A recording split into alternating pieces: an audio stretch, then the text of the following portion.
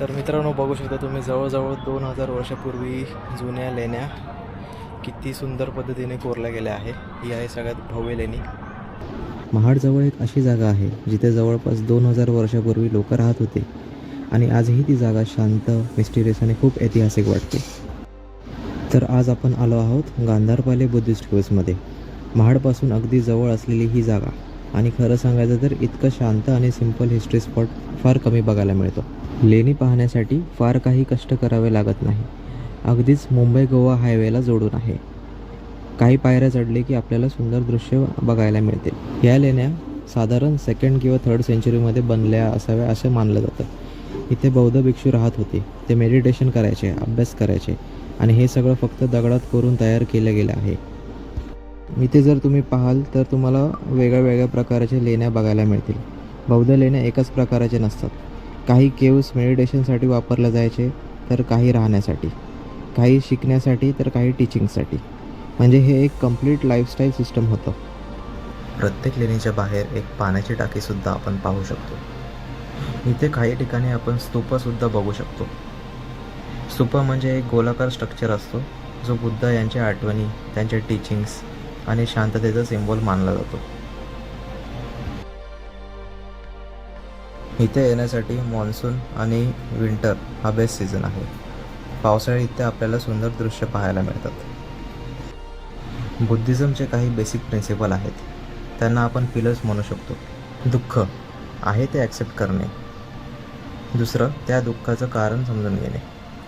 तिसरं, त्यावर उपाय शक्य आहे का हे मानणे. चौथं, आणि योग्य मार्गाने जीवन जगणे. ह्याला 4 नोबल ट्रूथ्स आणि 8 फोल्ड पाथ असं म्हणतात. काही लेण्यांपर्यंत पोचणं खरं तर कठीण आहे, कारण पायऱ्या तुटल्या आहेत. पण हेच एक छोटंसं ॲडव्हेंचर देखील बनतं. पावसाळ्यात जर येण्याचा प्लॅन झाला तर काळजीपूर्वक यावे.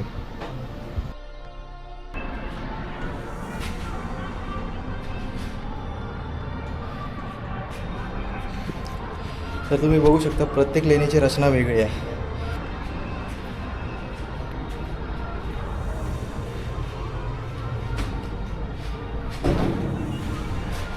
जाऊया आपण वरती. खालून पायऱ्या आहेत वरती जाण्यासाठी. गौतम बुद्धांचा एक विचार मला फार आवडतो. ते म्हणतात, जगात फक्त 2 जाती आहेत, पुरुष आणि स्त्री, आणि एकच धर्म आहे, माणुसकी. आणि म्हणूनच डॉक्टर बाबासाहेब आंबेडकरांनी बुद्धिझम स्वीकारलं. खूप सुंदर दृश्य आहे. तो आहे मुंबई गोवा हायवे. या साईडला मुंबई, या साईडला गोवा.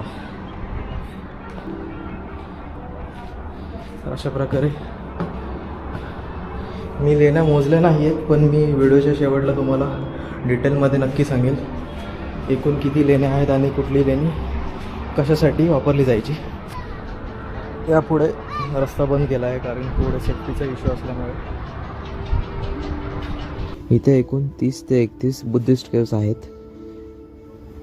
या केव्समध्ये विहारास म्हणजे भिक्षू राहण्यासाठी, चैत्यगृह म्हणजे प्रेयर आणि मेडिटेशन हॉल, आणि वॉटर सेंट्रन्स म्हणजे पाण्याची टाकी, अशा प्रकारचे क्लासिफिकेशन आहेत.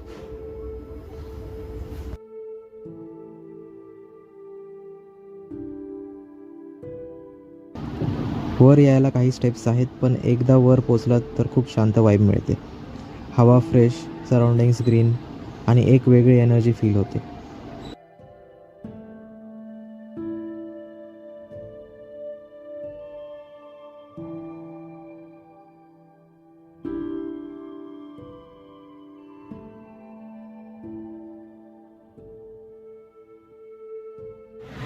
तर आपण आता पाहत आहोत ही शेवटची आणि मोठी लेणी. वरच्या बाजूला असलेली ही सगळ्यात मोठी आणि महत्त्वाची केव म्हणजे चैत्यगृह मानली जाते.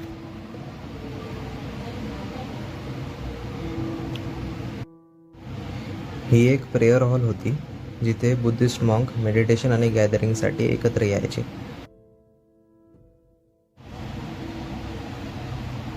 इथे आपण बुद्धांना ध्याना स्वरूपात बघू शकतो.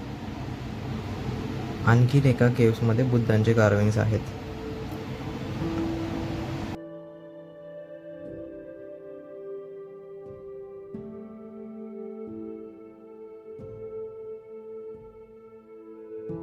पण एक इम्पॉर्टंट गोष्ट म्हणजे सगळ्या केव्समध्ये आपल्याला बुद्धांचे कार्विंग्स बघायला नाही मिळणार, कारण पूर्वी स्तूपा हेच बुद्धांचे सिम्बॉल मानलं जायचं. नंतरच्या काळात बुद्धांचे कार्विंग्स ॲड केले आहेत.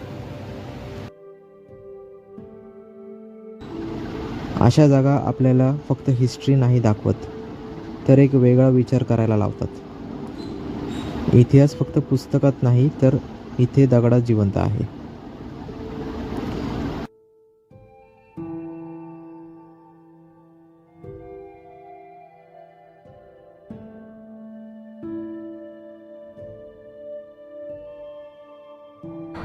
तर मित्रांनो, 2000 वर्षापूर्वी बांधलेली लेणी आपण आज अनुभवतोय. खरंच विचार करण्यासारखी गोष्ट आहे.